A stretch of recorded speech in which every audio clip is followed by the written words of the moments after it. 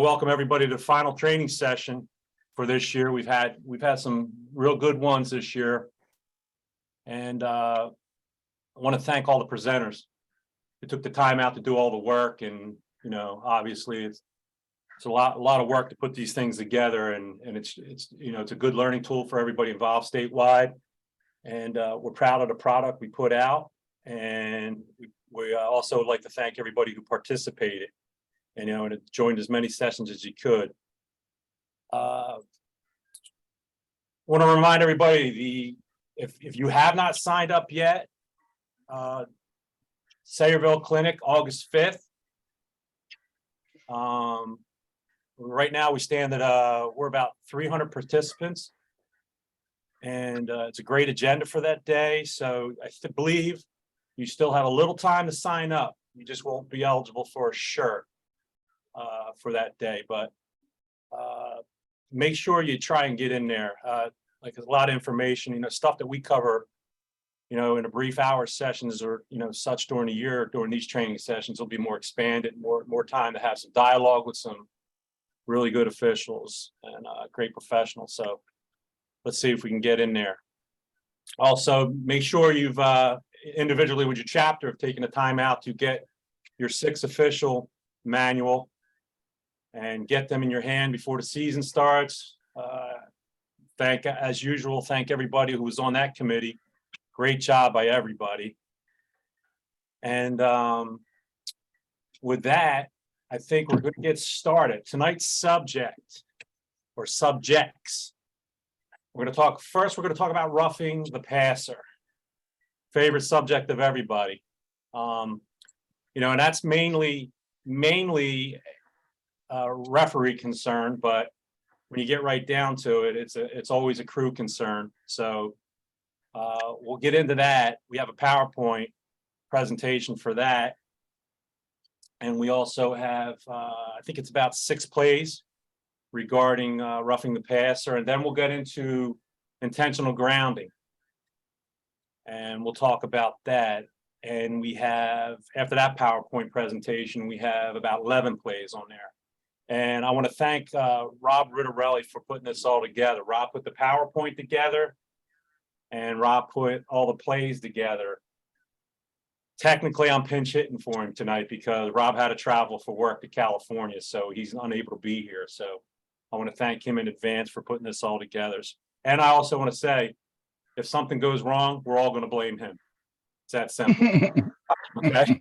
So with that being said, I'm going to ask everybody to, if they could mute their microphone. And when we get into the video portion, please, the huddle film, please shut your video down for a little bit so we can run through the plays and go from there.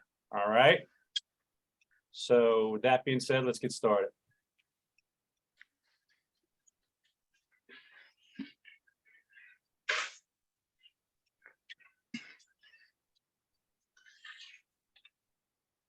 Sure, everybody can see this now? Yes. All right.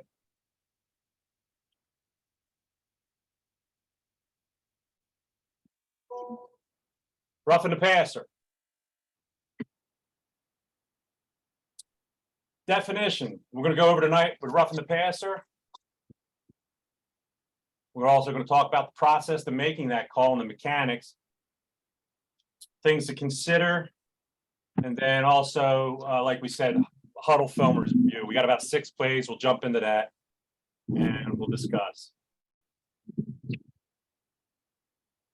So you wonder what roughing the passer is. So as it says here, defensive players must make a definite effort to avoid charging into the passer who has thrown the ball from in or behind the neutral zone after it's clear that the ball has been thrown. No defensive player shall commit any illegal personal contact foul listed in the previous article against the passer, 943. Now, what 943 covers? It covers about a dozen different things, in particularly action like swinging a foot, a shin, or knee, charging into the quarterback after he's basically got himself out of the play.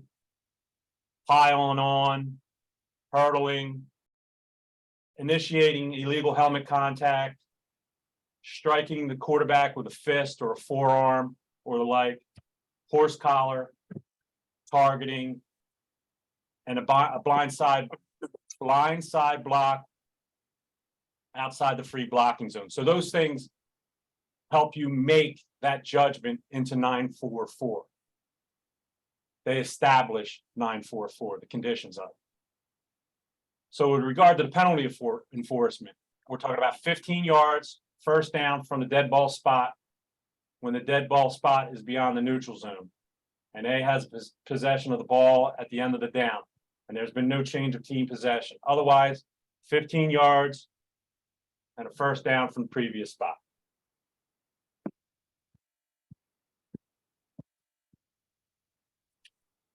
Know the rule. Okay. The roughing the passer penalty is one of the most important calls for the R to get right in any game because it's an obvious safety foul. And that is paramount in football nowadays at any level. So in order to make the correct call, there are a number of steps and considerations that should be considered. Again, knowing the rule. The first step is to make sure that you understand the rule for roughing the passer penalties. It's a personal foul that occurs. The defensive player contacts the passer after the ball has been released or in a matter that is deemed unnecessary or excessive. It's important for the R to continue to have the focus on the passer. As a referee, your primary responsibility is to focus on the quarterback during a passing play. This means you should keep your eye on the quarterback from the moment the ball is snapped until the play is over. Don't ball watch. Let me emphasize that. And as a referee, even when you think you probably should drift your eye off of him after he's gotten rid of the ball, me personally, I stay with him the extra second or two because you can never go wrong with that. Look for contact. Once the ball's released, you should be looking for any contact made by a defensive player against the quarterback.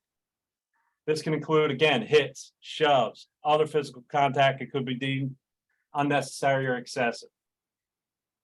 And then you also want to make sure you assess the severity of the contact. If you see the contact, the next step is to assess the severity of the contact. Was it a light tap or was it a full-blown hit? Glancing blow, direct hit. Severity of contact will help you determine whether or not the penalty should be called. Consider the timing.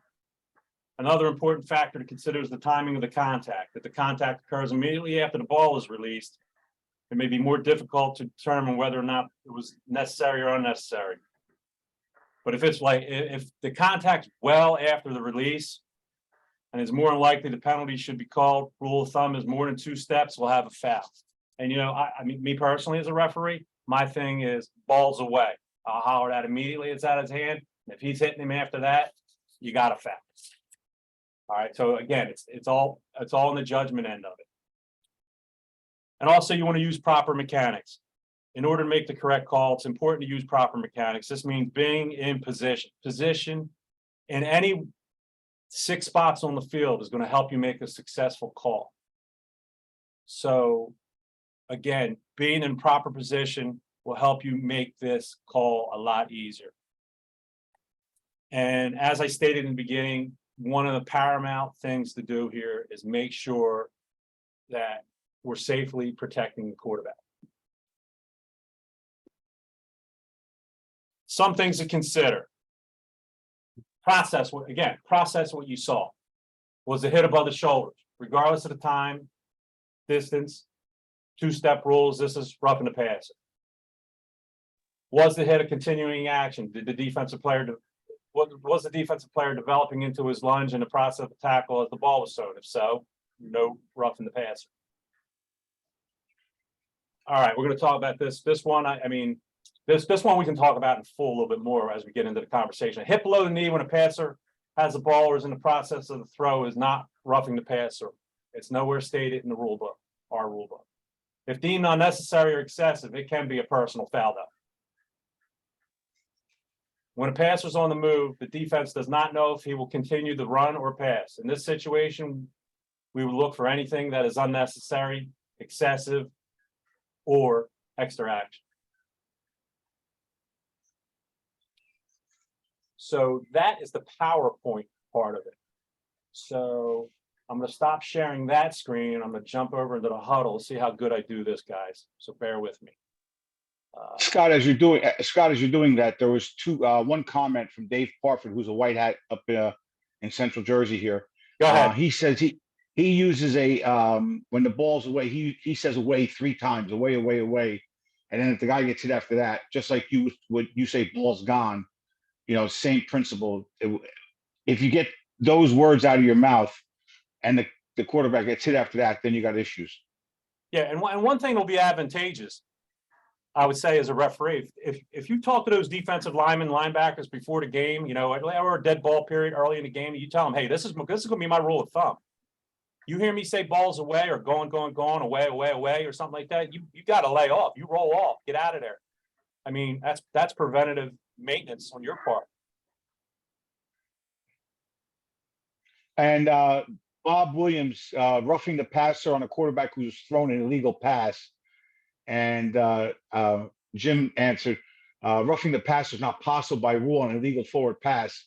You could have a personal foul or that type of stuff. Correct. Which has different type of enforcement compared to roughing the passer.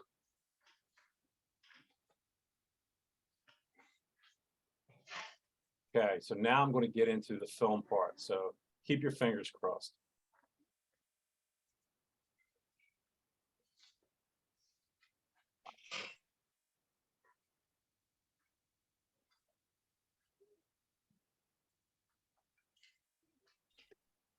There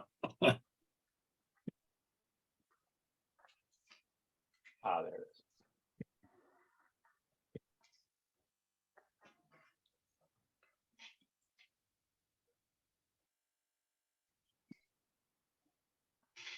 All right, everybody see that? Yes, sir. Yeah, you're good. You're good, Scott. Just gotta make it bigger. Okay, there you go. Everybody good? First play. We're gonna go. We got about 6 plays here. I want to do the huddle. I want to do the roughing the passer plays here. So let's take a look. Everybody's good, right? Yep. Quarterback's rolling out.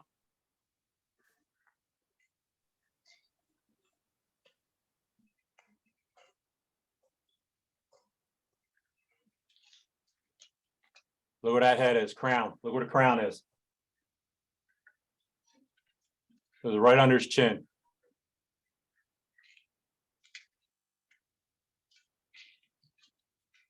And then you have a turnover to the boot, of course. Complicate everything for you. Questions, comments on that play?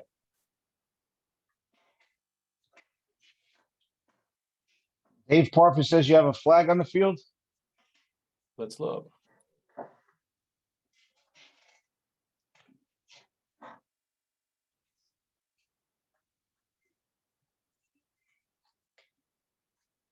Yeah, we did. I see it right there. Hey, Scott, it's Mike. Can you go ahead and wind that back a little bit? Sure can. Onto the start. So the only thing I would say on this play is the referee, I think he's starting in a good wide position. As the quarterback is rolling to his right, I would like to see the referee roll with him a little bit to maintain that same level of width. I think it would help him see this play a little bit better. So even now, you know, he's stationary. As the quarterback starts coming this way, I think we should probably drift with just a couple steps outside to maintain that 45-degree look in, right? So So it looks like the flag came in after it got out of the screen. So I'm going to assume that we did have roughing the passer on that one.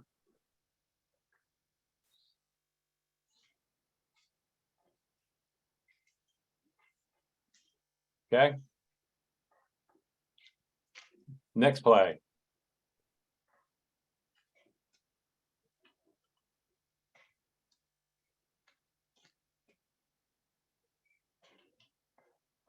Scott, you got a question in the chat box that. Yeah. Got that. Go ahead, Jim.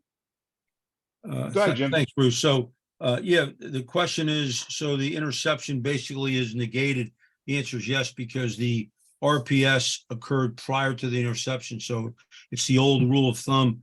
The defense did not get the ball clean hands. So be a 15-yard penalty from line of scrimmage, and the offense would obviously maintain possession, continue possession. That's a good question relative to the timing of this. But it's clearly before the interception. A lot of things happened on that play, so it's good. So thank you for adding that in there.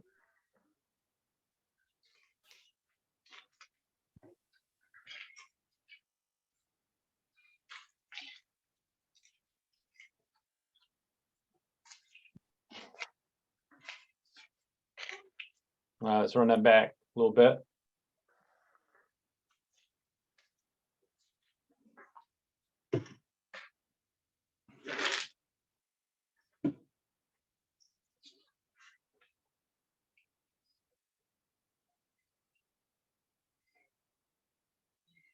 One more time, maybe we got any questions, comments on that?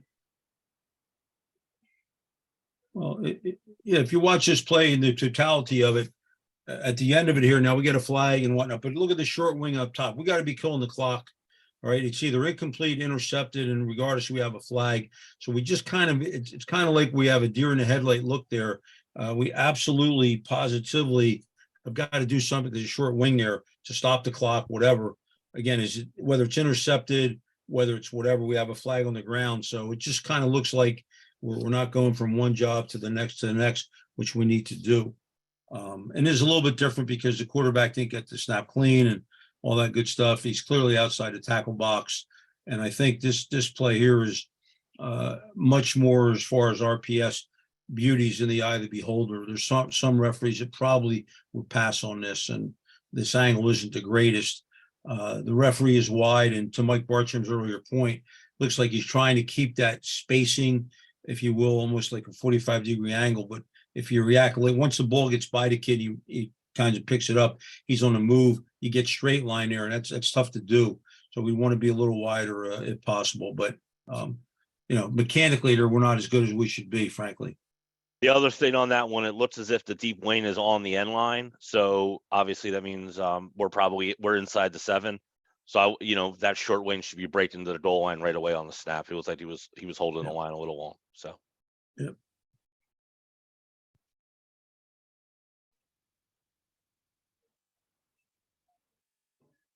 All right, this play is not as great as quality on the film, but let's let it roll.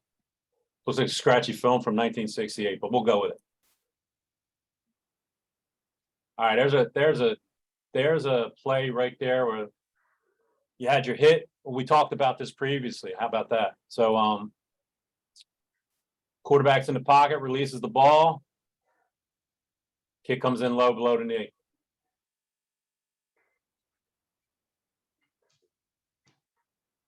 Okay. Questions, comments, anything?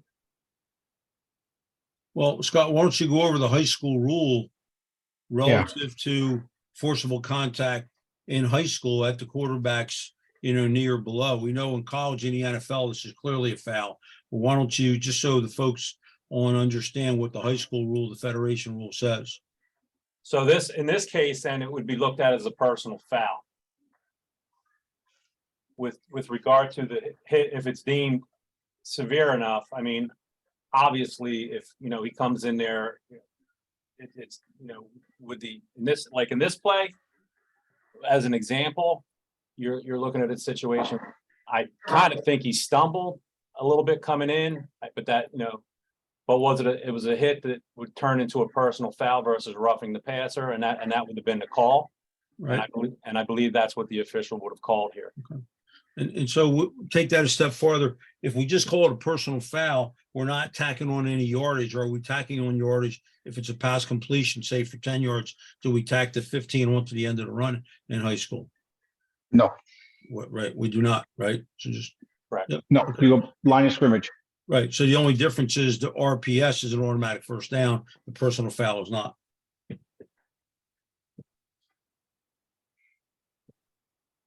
Yeah.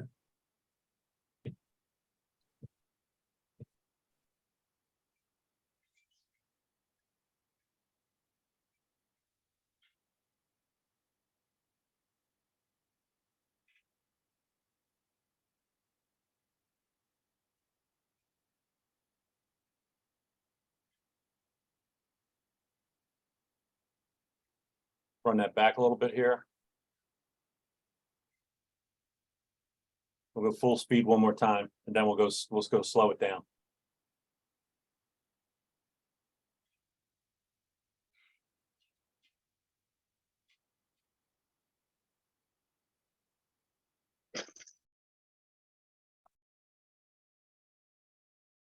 You start watching 44 come along here.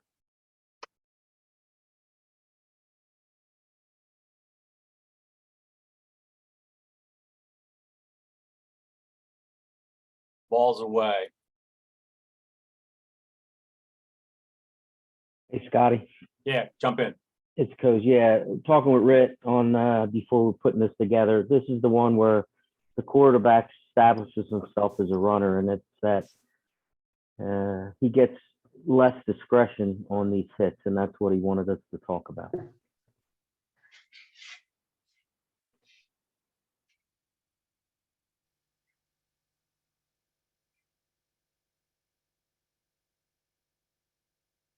Anybody got any comments on that? Was roughing the passer on 44 called on this play?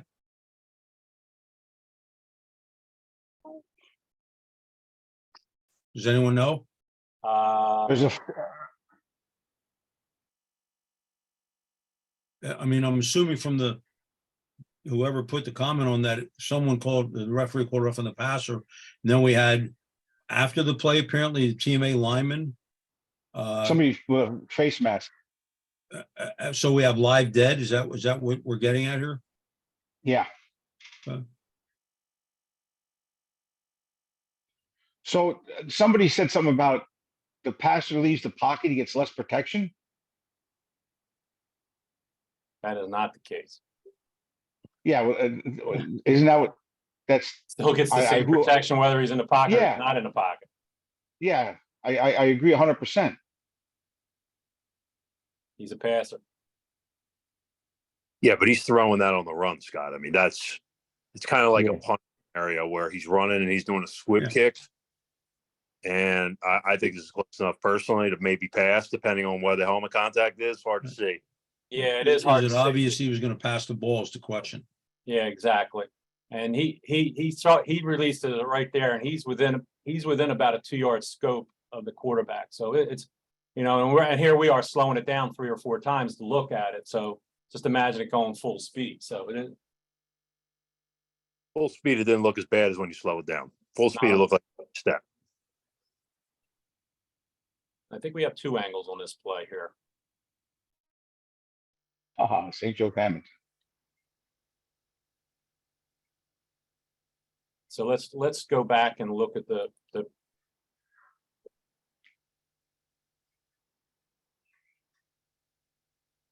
Okay, we don't get a good angle there, so let's go to the end zone view.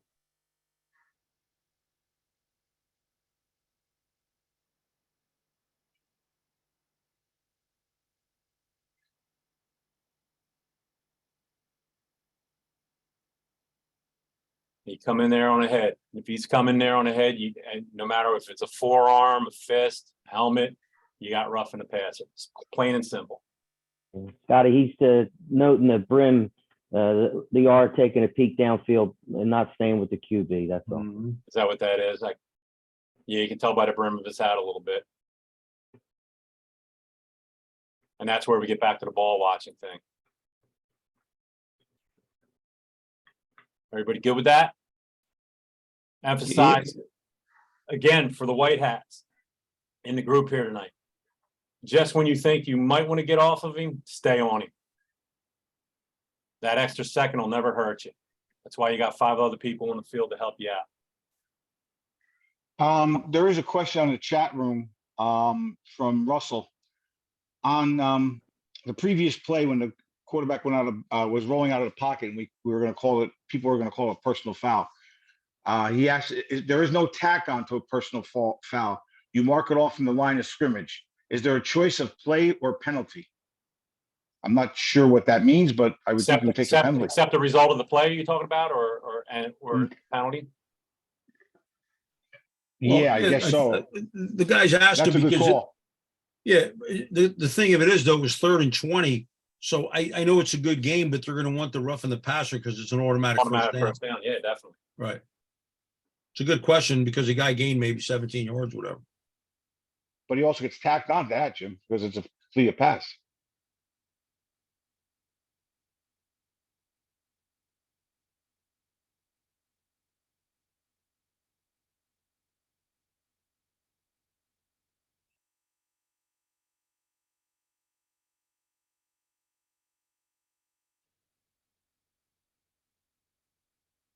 Yeah, I don't know if that, maybe, I don't know if this is in the, I didn't check my script here on that one. This might be part of the intentional grounding group. I don't see anything on the quarterback there, so let's hold that one off. I know we only had 6 plays. Please run that play again though, Scott. Yeah, sure.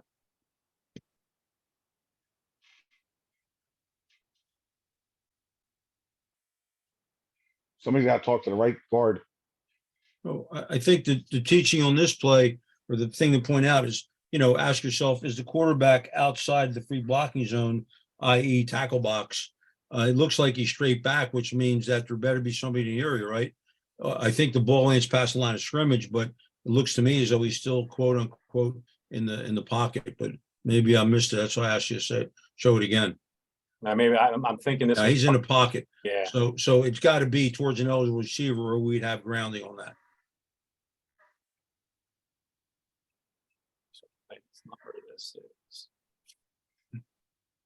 Yeah, that was this is Jim, to your point.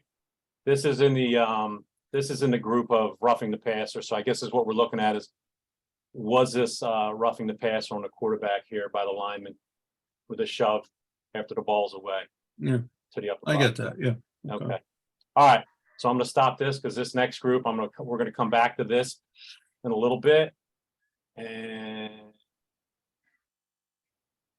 bear with me as I bring up the other, so I'm gonna stop sharing that. And I'm gonna come back over here. I don't work this hard during the day, guys, so bear with me.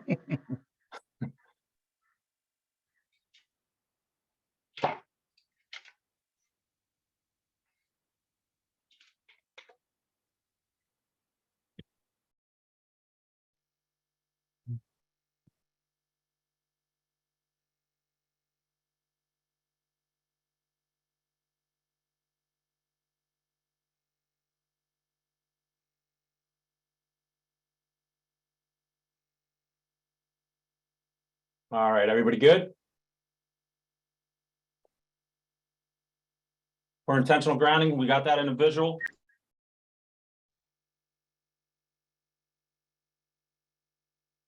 Yeah, Scott, you're good to go. Okay, thank you, sir.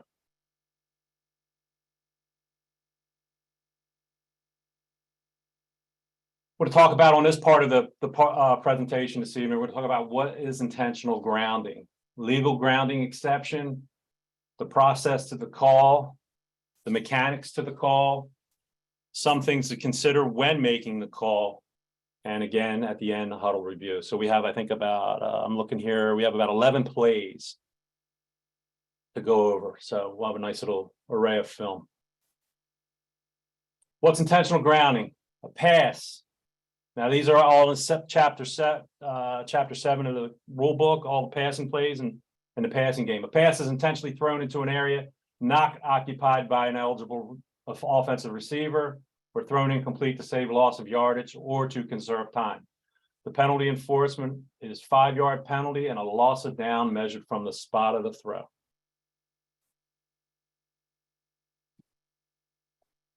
Other things here, you want to know the rule, use proper mechanics. Keep your focus on the passer. Was he in the pocket? If he was the receiver in the area? If in question, remember the spot of the throw. Always confer with your wings, short and deep, because deep wings shouldn't think that you're going to be not part of any thing that you can add to this play, this potential play, because you will have you should be in part of that decision-making process to determine if an eligible receiver was in the vicinity. If all these criteria are met for grounding are met, the R will then drop the flag for intentional grounding, if outside of the pocket. All right. Again, wing officials, you're the ones who will help determine if the receiver is in this area. Don't don't be over technical in this call. If the wide receivers in the area, point at them, make some kind of signal with the referee. Make sure, main thing, communicate. Communicate. Confer, and then finally the R will make the call. And at the end of the day, you're still trying to make this the safety of the quarterback. Intentional grounding exception. It is legal for a passer to conserve yardage by intentionally throwing an incomplete forward pass if the passer has been beyond the lateral boundary of the free blocking zone as established at the snap, and the pass reaches the neutral zone, including the extension of the zone beyond the sideline. The penalty enforcement for intentional grounding is ignored in this situation, and no penalty is enforced. So new this year, big bold yellow letters at the bottom. Only the player who receives the initial snap is offered this protection. Okay, last year, it could have been the quarterback who tossed it back to the running back. But this year, they've clarified the rule that it's whoever takes the snap is afforded that protection.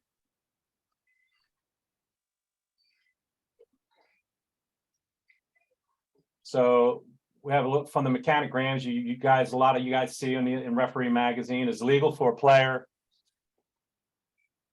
to conserve yardage by intentionally throwing an incomplete forward pass if the passer has been beyond the lateral boundary of the free blocking zone as established at the snap, and the pass reaches the neutral zone, including the extension beyond the sideline. So, rule of thumb. So here we are on the right hash mark. What you want to consider as your, and again, pre-snap, you as a referee, you always want to pay attention to where the ball is pre-snap. Right hash mark, center, left hash mark, and then you're looking at the quarterback. And when we talk about outside that zone, we're talking about 3 steps.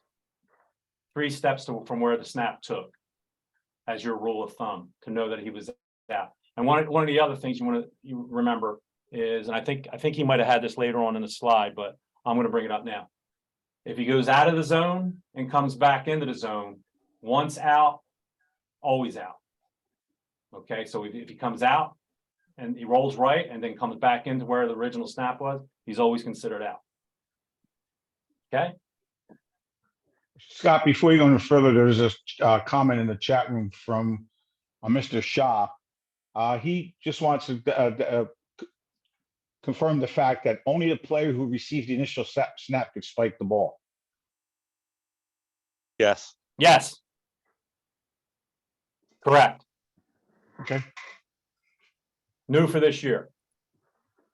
Okay. Officiating intentional grounding. What is considered passer out of the zone? I just got done talking about this, but we'll do it again.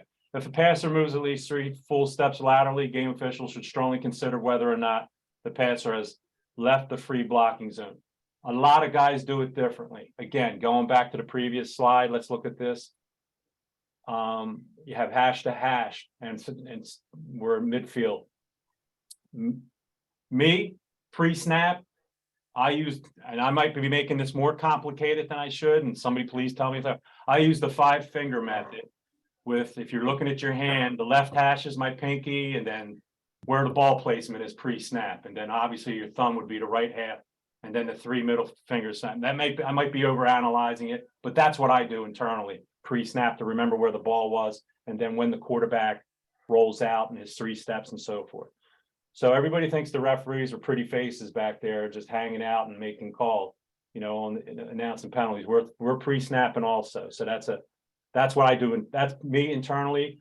Other referees who are on this call might do something else. But that's you got to always be cognizant of where that ball is being snapped and where that quarterback is moving to. Okay. Things to consider. Did the passer move? Again, 3 normal steps laterally. Again, like we stated, if it's close, we consider the passer is out of the zone. Again, when doubt, he's out. Once out, always out. Talked about that already. If the passer exits the zone and then re-enters the pocket, he's still granted the option to legally ground the pass. One thing you want to make sure of, did that ball reach the neutral zone? If close and in question, we consider the ball reached the neutral zone. When a quarterback throws the ball and it's close to the neutral zone, did it reach the neutral zone? Remember, the neutral zone extends out of bounds beyond the sideline. What about ineligibles? Well, let's talk about that. If the passer meets the criteria, legal grounding, and throws the ball out of bounds, we will not call ineligibles downfield. If the passer meets the criteria for legal grounding and throws the ball inbounds, we will have a foul for ineligible downfield. Okay. Anybody got any questions or comments to that? The key to this, Scott, and whoever put this together is right on. The big thing here is when you have, did the ball cross the line of scrimmage? That's why the short wings got to maintain the LOS, because they've got to get on the 0-2-0 or just verbally, whatever, something, hey, it crossed the line of scrimmage, went out of bounds, whatever it is. The referee's not going to know that. And only the H and L are. They've got to know that. And again, with the, even like you said, Jim, with the short wings holding their spot on the line of scrimmage, even though it's going to be the referee's call, it's an integral point that the short wings, are holding the line of scrimmage and then making sure receivers are in the area, and also the deep wings making sure. So this is a group call. It's not just an individual call. It's a group call. One of the things to think about, and you're right, think of it like this, folks. It's a crew call, but a referee's flag. There you go. That's the simplistic. 100%. 100%. Okay. All And right. it can be a late flag. Oh, yeah, and it's not again, is that Jerry? No, it was Dave. Dave, I'm sorry. Dave, great point. It's not one of those things you have to rush. There's got the communication between the officials. And it might seem like a long time if you just, you have that beanbag down where he threw it from, and you look around, you chat, you talk. Boom, it might seem like an hour, but it goes by faster. On film, you'll see it, and you do drop that flag if that's the case. Good point, Dave. Thank you. Okay, that's the end of the PowerPoint. So let's get into the film. We've got we got 11 plays. Scott, before you go to your first film, Mike, and if I pronounce your last name wrong, Mike, I'm sorry, it's Zanoni. Define vicinity. If the eligible receiver is running back toward the open area where the ball hits the ground. If the eligible receiver is a running back forward toward the open area where the ball hits the ground, he wants to define vicinity. Okay, you know what we're going to do? I'm going to tell you right now, because I watched some of this film, and I think, and please, guys, jump in on this, guys that are on here tonight. And I think there are a few plays on here that are they're going to come to that point. So let's hold the water there for a second, see if it's on this film. If not, we'll circle back to that question. So let me. Well, Scott, I got one. Scott, Yeah, as go. you circle the film, I got one thing. Jim put in the chat room, it's a judgment call. Base your judgment on the rule. When in question, it probably best case is to leave it alone. So whenever in question, go by the rule and basically leave it alone. All right, is everybody still seeing a PowerPoint, or are they seeing the game film? Game film. I have, Okay, yeah, you're at Wall High School. okay. Washington Township. Washington Township, Minutemen. Oh, I'm Okay, sorry. so far I'm doing good technologically tonight. So, okay, let's keep with it. Let's stay while we're like butter. We're on a roll. Let's go.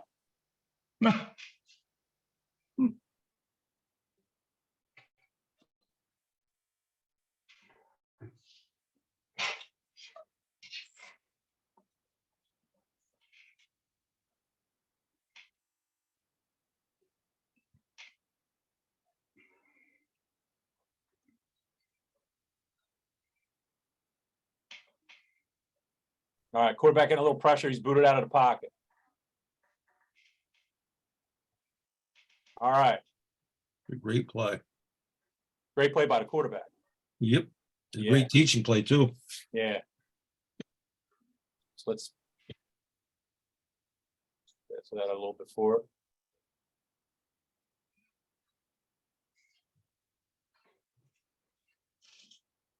Quarterback rolls out again, okay? Remember where the line of scrimmage is. The line of scrimmage looks like it's at the 29-yard line. Yep. He's rolling out, he's out of pocket, he gets rid of that thing, and guess what, guys? Good job. Good job there, all around.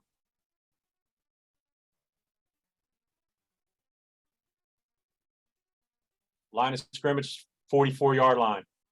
Going in.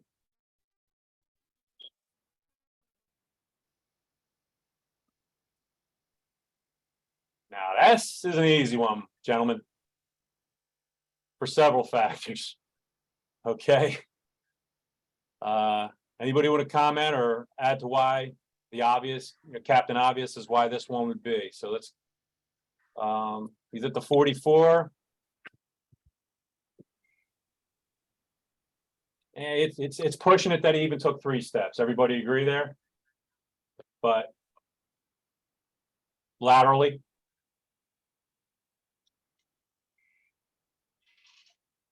That's one of the first things you need to look at. He doesn't get back to the line of scrimmage, and there's not an eligible receiver in the area. So a lot of conditions are met there for intentional grounding. And so we would have that beanbag as an official. I mean, just to confirm, you'd have that beanbag on the 48-yard line from where he threw the ball. We'd go back 5 yards from that spot. And now 3rd down would be 4th down. Everybody agree? Scott, there's Yes. a thing in the chat room from Jim Banner. Yes. Where is the rule that when there is an ineligible downfield that we don't call it when the passer is out of the pocket? It's a standard. It's an officiating standard philosophy. Yeah. Yeah, that's been that way for a few years now. That's again, like Jim said, what we used to call philosophies. Now we're going to start calling standards effective next year. That's always been the case. Or with the advent of this rule change. Yeah, it's here. Yeah, he's a good rabbit. Please mute that. Good. I'm gonna try. Hang on. Thank Give me you. a second. Now this play, I want when we get to this point, let's let this play out. I think this is a good conversation play because you're going to see a few things on here. I've watched this play, and what you're going to see is A is going to try and run a screen here. All right, they're at the 20. Looks like they're at the -27, so they're going to run. They're going to try and run a screen here. So a few things happen. So let's let it roll.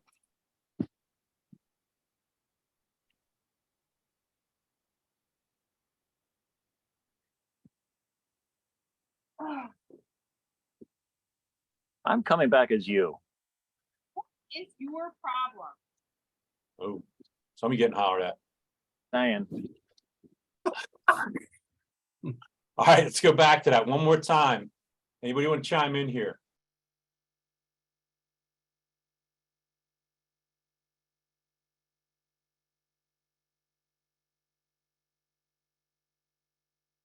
I think this is gonna be a situation.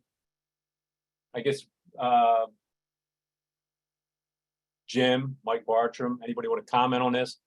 Where I guess was the previous question, it was on the chat about throwing the ball away and ineligibles downfield. So Yeah, if you look at this number 58 in white, the kid starts, I think he's the left guard. He's left tackle, I guess it is, but watch the left tackle. All right, it's supposed to be a screen. It gets snuffed out. So this is way downfield.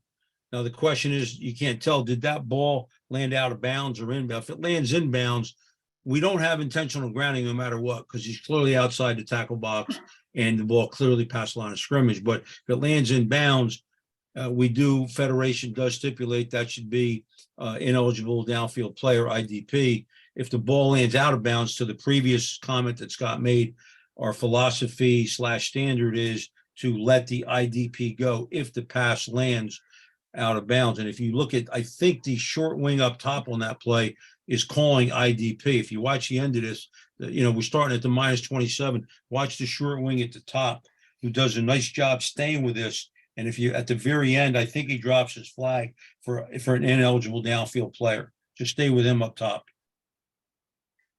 Now, you see that? He I'm does. sure that's what he's calling on 58, who's like at the 41, 42 yard line.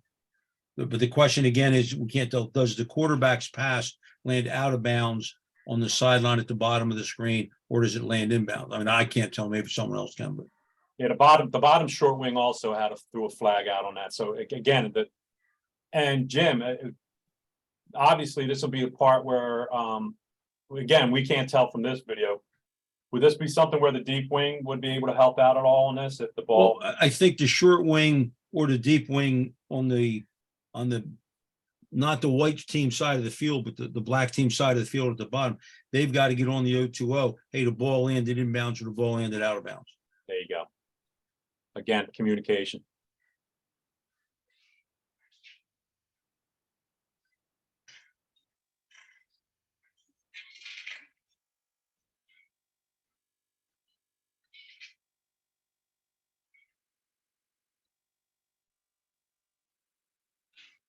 So, Scott, can you go back to the beginning of this play? Yes, sir. So just a little, I'll say nit here for lack of better.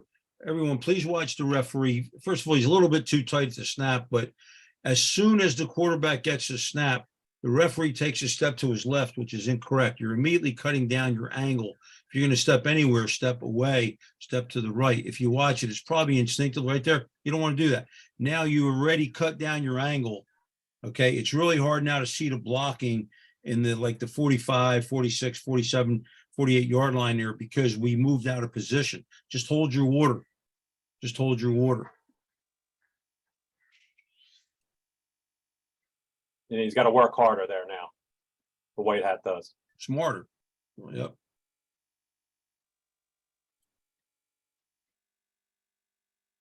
All right, ball reaches the line of scrimmage. Yeah. He's out of the pocket, ball reaches line of scrimmage. I think this is where we can come back to where I think it was Mike asked this question. About I think he said a back or somebody in the area, and maybe I misunderstood his question, but we do have a receiver that is 10 No, yards away coming back towards the ball. Okay. So Scott, run it again, please. Yes, sir. Okay. So we're at the plus 45 and the ball's, I would call it the middle of the field now, right? Keep going. Okay. Right here. If this guy throws the ball and it crosses line of scrimmage, nothing else matters. It cannot be intentional grounding. It doesn't matter if there's not a blue player within a mile of the play. That's the rule. It doesn't matter.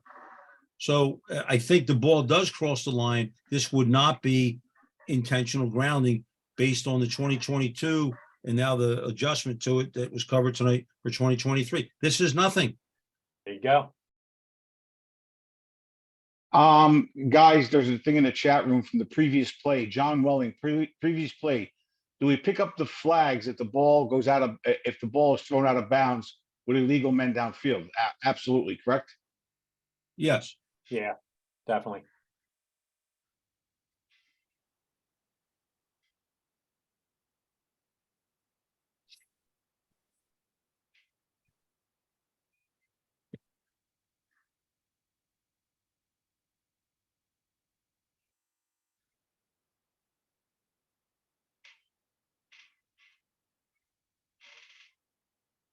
Okay, look where the ball is. Look where the ball snapped from. Right hash going in 20-yard line.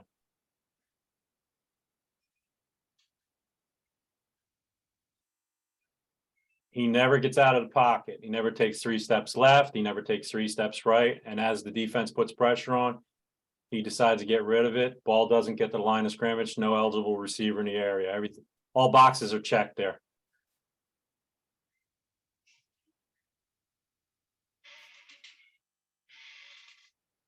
Now this crew signaled incomplete pass.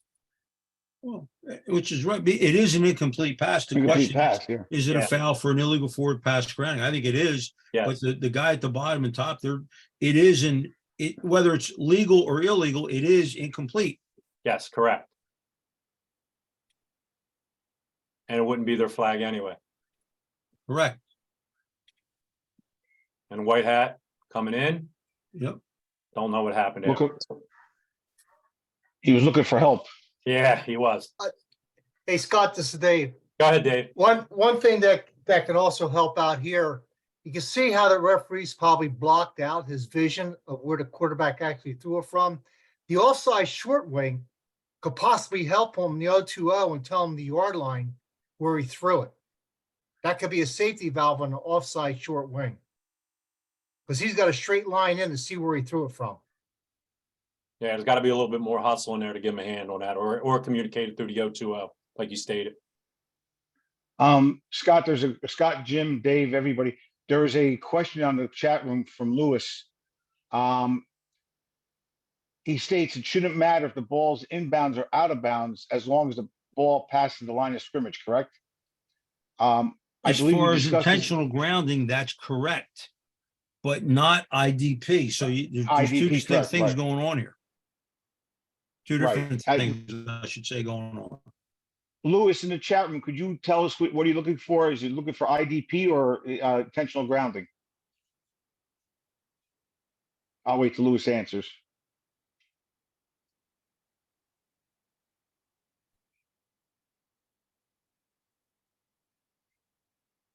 Intentional grounding, Lewis responded. So Lewis, if the guy's outside the tackle box and the pass crosses the line of scrimmage in or out of bounds, there is no such thing any longer as intentional grounding. So good question. I hope we clarified it for you.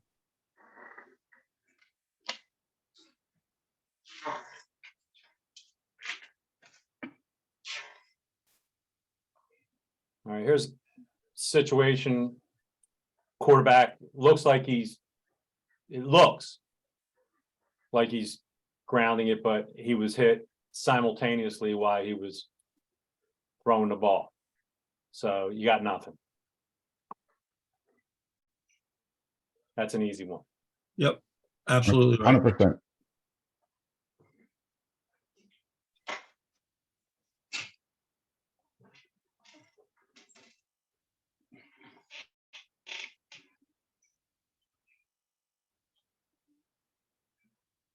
All right, let's wind this up back. I mean, wind this back a little. Let's just make sure we're all aware where the ball is. Ball's right in Middle between. of the field. Yeah, well, where there would be hash marks, they're not there, but that's okay.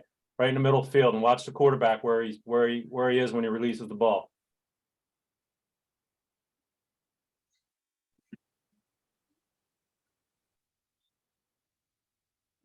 All right. Oops. Hold on, let me go back to that. That was a quick one.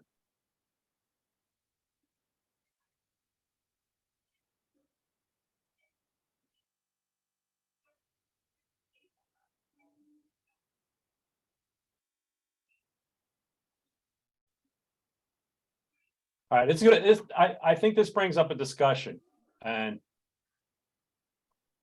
you're gonna just did the receiver? You're gonna have some people might say, did the receiver run the wrong pattern? And he was expecting him to be over there when he threw the ball. You don't know what the quarterback was expecting. You know, you don't know what was going. There's nobody in that general vicinity, and he stayed right in the pocket. Any thoughts to that, gentlemen? My thought is that's intentional grounding. I like the deep wing here. It appears to me as though he's getting on his 0-2-0 Yes. and maybe saying I have nobody or I have somebody. I mean, I can't tell that for sure. But I like the fact it looks like he's aware that he needs to weigh in on this. And he might very well be saying to the referee, you know, Scott, I have nobody here. And clearly the quarterback did not leave the tackle box free blocking zone. So there must be a receiver in the area, or this is suspect for intentional grounding. I think this is a foul, but that's just me. Yeah, I do also, especially, and to your point, Jim, that deep wing, and that's where we said, just don't think that this is a short wing referee decision-making process. Here's a classic case where you have a deep wing being part of the process. And whether they ran the wrong pattern or not is irrelevant. That there's no one there, and that ball was thrown to looks like one of the fathers on the sideline. So I think we're gonna have a penalty flag and 5 yards loss of down on that play. In the chat room, Sean Perry, I should say, ball lands far enough out of bounds, so even if the wide receiver ran a poor route, IG still has to be called. Plus, we don't know what the route is, so we can't determine what the route is. Exactly. That's what I said. I think I said that in the beginning. If I didn't, I apologize. That we don't know what their route tree is, so we can't determine if they ran the wrong route or not. We just know what the result of the play is, and that appears to be intentional grounding. The And next Mike- question in the chat box, Michael Zanoni, how close does the eligible receiver need to be in order for it not to be intentional grounding? I don't think a rule can be written that says it's 4 yards, 7 yards, 10 yards. I think ultimately think of the foul intentional grounding. That means we're reading into it that the quarterback intentionally threw the ball away. And so there's always going to be some subjectiveness to it. There's some abstractness to it. The play here, I think, is a good illustration of this is grounding to me because he intentionally grounded the ball to avoid a sack, as I see the play. Okay, next play. Let's do it. Good job. We're back at Washington Township High School again. Got a lot going on at Washington Township, I guess, last year.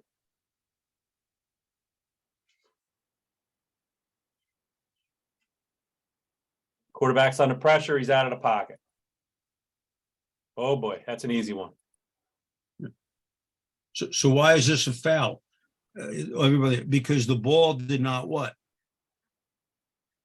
There's the line of scrimmage. The Well, line of ball scrimmage- clearly, Go it ahead. doesn't cross the 46. line of scrimmage. If this guy can somehow underhand it 10 yards, it's okay. Because he's clearly outside the tackle box. But obviously he doesn't. This is an easy call. All right, he's clearly grounding it. But again, just for the point of the discussion, if he can get that ball to land at the 50, Ooh. then it's nothing. Pretty close. Jim, He only had to get to the. Jim, do we want to talk about what the short wing did here on the side, the bottom of the screen? Well, I think he bails out too soon. He's got to know whether or not that ball got to the line of scrimmage. Yeah, I think he was playing it almost like it was going to be a sweep. It was going to be a running play, and you're right. Yeah. He bails out a and- little too soon.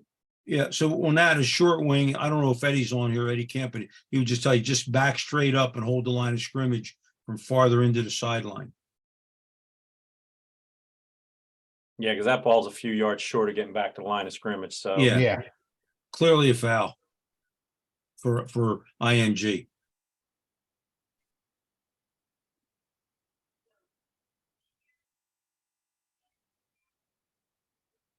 It looks like the short wing is telling, and there you see, good call for grounding of the short wing, I think was saying to the referee, nobody's here, because he's kind of pointing right when the video cuts off.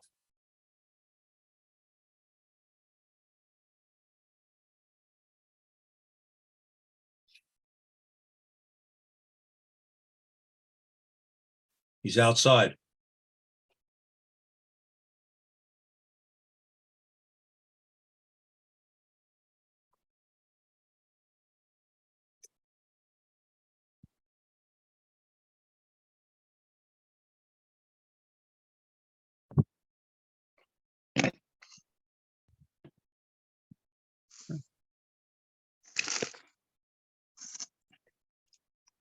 Lost the snell. all right, And cut off short.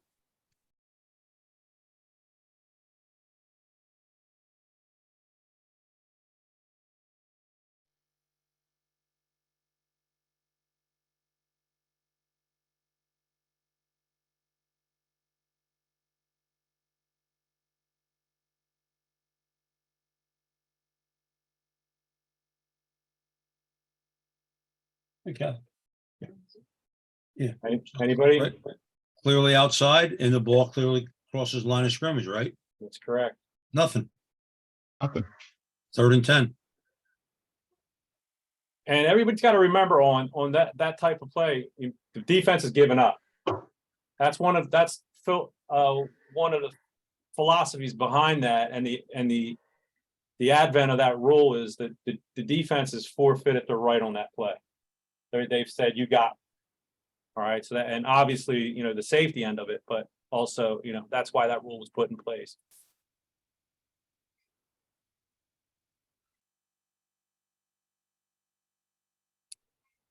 And this will be our final play for the evening.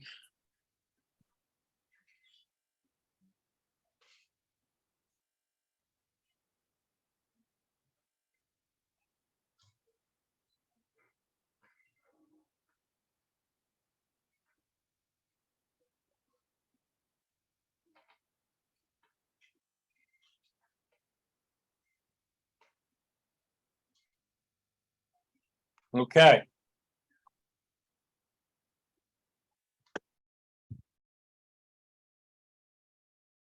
That was our final play for the evening and final PowerPoint for the evening. Play for the evening, play for the year. PowerPoint for the year and all that other good stuff. Anybody have anything for the good of the order? Any of the contributors that weather through this all year long? Anybody got anything want to add? Got somebody put in the chat box or whatever about the test, the NFHS test. Michael I got- Bartram's on. I am. So everyone please. should have received a Zebra Web memo from Mr. Maselli from the state. So they are working it. If you go in and you log in right now, you can actually see there is a place to click for officials exam. When you click it, however, it doesn't take you to the test. So that officials exam button wasn't there yesterday. So I think they're getting closer. So I would say just keep checking, but hopefully it should be up any day now. Originally the plan was to do it by yesterday by 8, but obviously they're having some tech issues. So hopefully it'll be up very soon.